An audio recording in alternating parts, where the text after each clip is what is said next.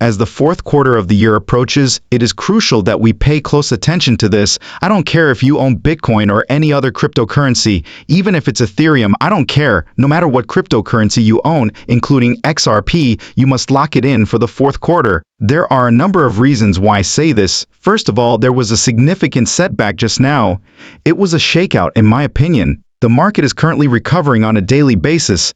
As you can see, there are significant advances every day. Well, the majority of these benefits remain relatively superficial. It's not as if everything is getting completely out of control and XRP is returning to $4 or more, or something similar. However, to $4 or more, or something similar. However, this is a really positive indication of the future. The fact that Bitcoin made a significant impulsive rise from where it was trading yesterday is currently one of the main topics I have been concentrating on. We have returned to nearly 112K. We achieved 112,000 earlier today. We are up roughly 1.9% on a daily basis. It's not too crazy there. Ethereum is up roughly 2.5%. After that, XRP is up roughly 3.2%. Again, this is a gain, not crazy, but a good response is beginning to emerge, and this portends well for the future. We may also observe the response to the lows in the broader cryptocurrency market. We achieved 3.72 trillion, which is far from our lowest points. We've returned to roughly 3.86 trillion. Thus, we increased the cryptocurrency market capitalization by far over $100 billion. The levels of greed and fear returned to roughly 39. Again, nothing out of the ordinary. There isn't much of a change in fear and greed.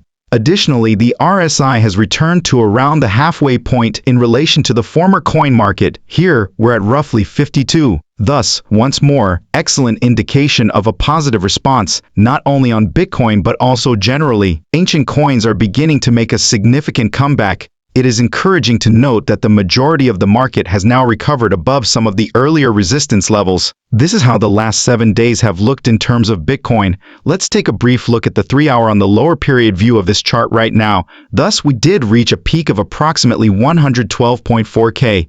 We've dropped down to 111.6K. Even on the daily smaller timeframe structure, there is undoubtedly a lot of resistance surrounding the level that we did reach. Additionally, we could observe that there was a significant amount of resistance at this level just prior to our current breakout. The good news regarding Bitcoin is that it is currently at its lowest point since August. In theory, we are dealing with a higher low. Eliminating these prior highs should be the main priority. Bullish structure on Bitcoin would be confirmed if it could break back above this 118K level and make a higher high. That would indicate that Bitcoin is rising significantly and that this recent rise coincided with the main bottom. So far, this push is really thrilling.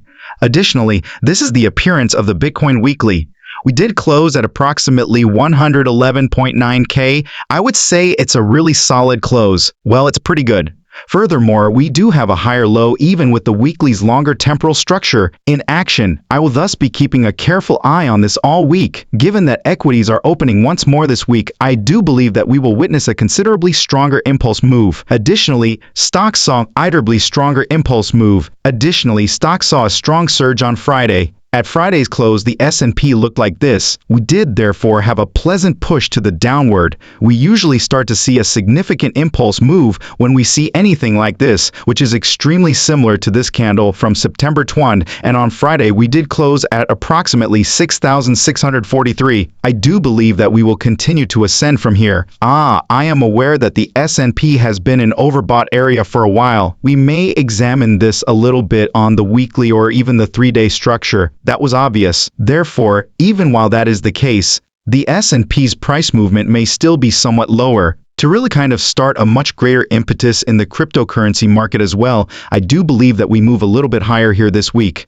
However, I do believe that equities will get a little more dull, which will also cause a significant amount of stock liquidity to flow into cryptocurrency in order to support Bitcoin's next significant move, which should push it to $130,000 or higher. Additionally, we ought to observe that antique coins are starting to emerge. In light of that, let's examine Ethereum briefly. Therefore, Ethereum, which is extremely comparable to Bitcoin, did begin to have a significant upward shift in the last 7 days on the 3-hour time window, which is the lower time frame. We were able to quickly observe where we impacted.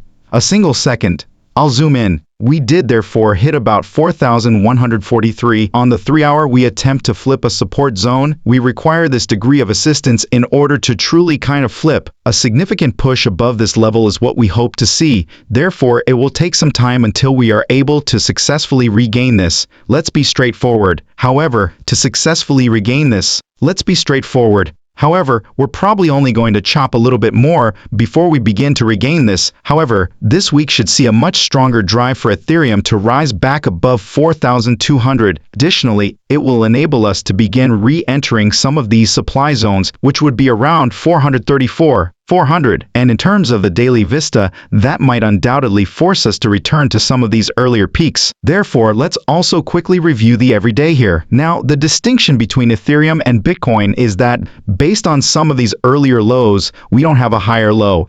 Based on the August lows, we have a higher low structure. This is where we have our low back. I apologize, let me redo that. In August, we have our low back here. Here in September, we are currently at our lowest. Technically, we are still in a higher time frame bullish structure. However, we still hope for a significant break from recent highs. Therefore, we are not yet out of the water until Ethereum actually manages to obtain a daily candle close above 4,730. However, momentum is beginning to pick up a bit here, which is a really positive indicator. Therefore, we're going to keep focusing on this chart and paying close attention to it since we would really like to see this continue throughout the week. And then, XRP of course. We are therefore beginning to make significant impulses with XRP on the 7-day. By the way, speaking of the lows, this is one of the major lows we recently experienced. Let's look at the everyday briefly. We did discover a lot of support at about $2.74, you know.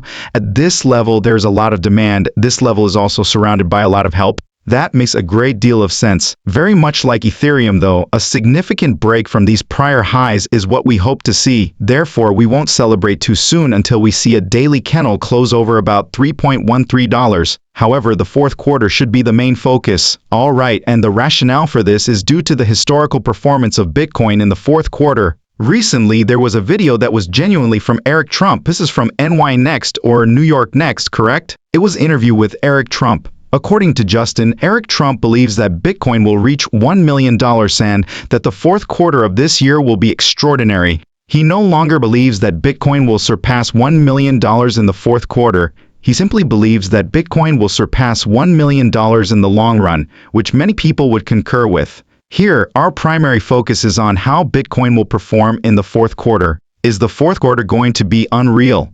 Okay, I'll cover a lot of ground on this and sort of explain why I believe the fourth quarter will be very bullish and why we should brace ourselves for it. However, take a look at this video clip, and the future is amazing. There is hope for the future. The future is amazing, and for a variety of reasons, I believe that this year's fourth quarter will be extraordinary. Therefore, the first believe that Bitcoin will go. I have consistently stated my belief that Bitcoin would eventually surpass $1 million. Unless this guy is truly insane, I believe that we will begin quantitative easing tomorrow when the announcement is made and all indications are positive. However, he will be ridiculed by this nation. However, I believe that you will start seeing right drops tomorrow. It is evident that the global money supply, or M2, is currently seeing a rapid increase. In the past, the fourth quarter has often been the best period for cryptocurrencies. And he's not mistaken, is he? In the event that we examine the quarterly returns, it's not just Bitcoin, by the way. That's the problem. Bitcoin has a lot of people's attention. Please understand that the fourth quarter has been extremely positive for Bitcoin during bull runs. For instance, Bitcoin returned over 400 and about 80% in the fourth quarter of 2013, 81% or more in the fourth quarter of 2015, 58% or more in the fourth quarter of 2016, 2020, 168%, 2017, 215%.